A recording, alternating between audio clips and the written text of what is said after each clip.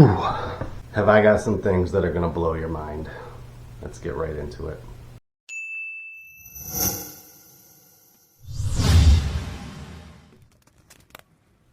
Alright, jumping right in, I want to go over the misconceptions that are being put out there in a lot of the YouTube videos and by mainstream media about this whole Holy Thursday Massacre case. We're all working with what we got and a lot of new information has come out. So I'm guilty of that in my last video as well. So there are 7 topics I want to go over in today's video, and it doesn't make this any better, and in a lot of ways it makes it much worse. So number 1, there are 2 men involved in this.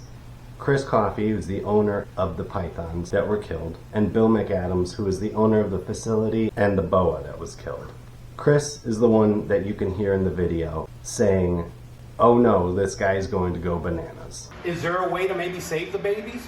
Oh no, dude, this guy's gonna go bananas. Oh my God, why? He's talking about Bill. The second thing is that the camera itself was not a hidden camera. The officers knew it was there, they were told it was there, so they were aware they were being filmed, which kind of makes this even more disturbing, and you'll understand more why as we go on. That takes us into number 3, the charges and the arrest. That took place prior to all of this stuff on Thursday. When FWC arrived at the facility, they threatened him with arrest again if he did not comply. You can see in an interview, the one I show at the end of the last video, where he says his back was to the wall, he didn't have any choice, and I believe that 100%. My back was against the wall, there was nothing I can do. So when that law went into effect, he had 90 days to rehome or euthanize his animals, or they had to be relinquished to the FWC. He did rehome a vast majority of his snakes, and only had 34 left. That part of the info is correct. But what has been left out is that after that 90-day span, he wasn't allowed to continue to try to rehome them. So he had to care for them while they were technically relinquished to the FWC, and they basically made him hold on to them for them until what we all saw happened on Thursday. So they literally stopped him from rehoming these animals under threat of arrest. What number are we on? 4? Number 4. Reticulated pythons are not an invasive species in Florida. A lot of the mainstream media is making it sound like they are, but they are not.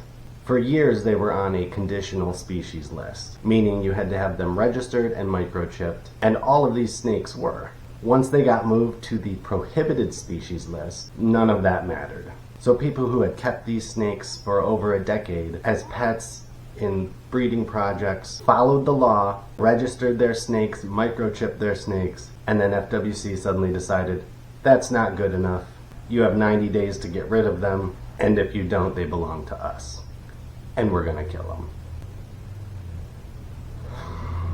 Number 5, and this one's infuriating. How they killed these snakes. FWC on their own website, available to view publicly, states the method by which, under emergency circumstances, these snakes, or reptiles in general, invasive reptiles, are to be euthanized. The pithing needle, the thing that they used, is for emergency in the field situations only. And even then, they have a 2-step process. Their own regulations state that the animal has to be made unconscious before that pithing needle is used. And these guys just came in and brutally killed all of these snakes.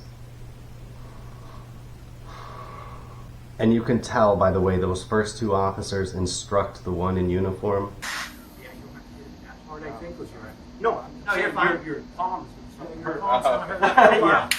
Yeah. How to use it, that this is not something that's a first-time occurrence. They've done this before, and it shows.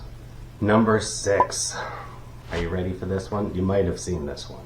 FWC is claiming that Chris requested they euthanize his snakes. In a statement to NBC News about the incident, the FWC said, while complying with the facility's owner's request to euthanize the relinquished pythons, officers inadvertently euthanized a boa constrictor, which was not on the list of dozens of snakes relinquished. But that is not what happened. He was given an ultimatum.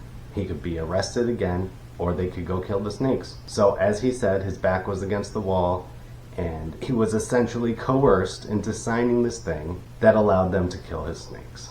So if you go to the FWC Facebook page, you'll see that they say, at the request of the owner, the snakes were euthanized.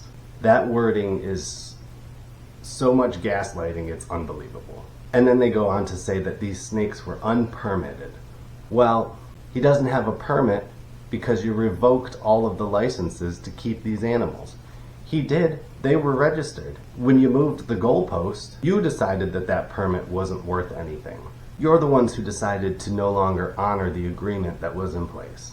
You moved the goalposts and you punished the people who had these animals for decades. FWC is like a toxic ex-boyfriend or girlfriend. Oh, we would never do that to you. You're being ridiculous. It's all in your head. If you currently own one of these reptiles, you're allowed to keep it till its death. So no one's telling you you have to go get rid of your pet or euthanize it. No one's from the state's going to take it away from you. Chairman, you clarified from many of the callers raising concerns about what they do about their pets. Their pets are their pets. They will continue to be their pets. And we made sure that it was very clear, and it's unfortunate that misinformation was allowed to penetrate out there. And then they do the thing, and then they blame you for doing the thing. They tell you, we just want you to comply in this one way.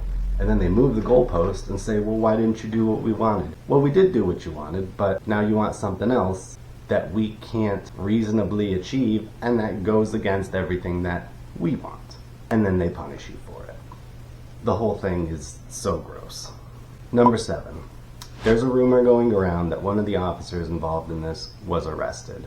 The confusion on this comes from FWC's Facebook post, singular, their one Facebook post, where they attempt to brush this under the rug while also announcing the arrest of an officer. These are two unrelated things. The officer that was arrested, how do I say this, was arrested for possession of graphic pictures of children. This is also an officer that got the FWC Officer of the Year award. Freaking gross. Fortunately, that officer was arrested, but there has not been any update as of yet on the officers involved in the Holy Thursday Massacre, or if there will be any repercussions at all. As a bonus, here's this lovely tidbit. This is the same man, the commissioner of the FWC, who gaslit everyone into believing we're not coming for your snakes. Looking at this article, seems like he's really concerned with the fish and wildlife conservation side of the FWC, which is what the FWC is. Right? I think all of this is just proof that that entire organization needs an overhaul, head to toe. I'm going to try to keep up on the news on this. I don't know if I'm going to do another video on this topic as more news comes out, because it's really kind of affecting me negatively, and prioritizing mental health is a big thing for me. So if there are future updates, I will either make a video about it or I will do a post, a community post. But I want to get back to the fun stuff and the happy stuff and the top 5 reptile moms coming out on Mother's Day. Please leave this video a like so it gets the word around. I don't want us all to be spreading misinformation. I want all the stories to match and be accurate and honest and truthful. So hopefully you guys enjoyed this video. Hopefully you learned something you didn't know yet. And if you want more information, go to US Ark Florida's page. It's different than just the US Ark page. US Ark Florida is going to be covering all of this in detail. I'm going to link all of their pages below, their YouTube, Instagram, and their website for you to check out, and you can follow along this story yourselves so I don't have to make another video on it, because I really don't want to. Okay, I'm done. Thanks again for watching. I'll see you guys on the next one. Bye.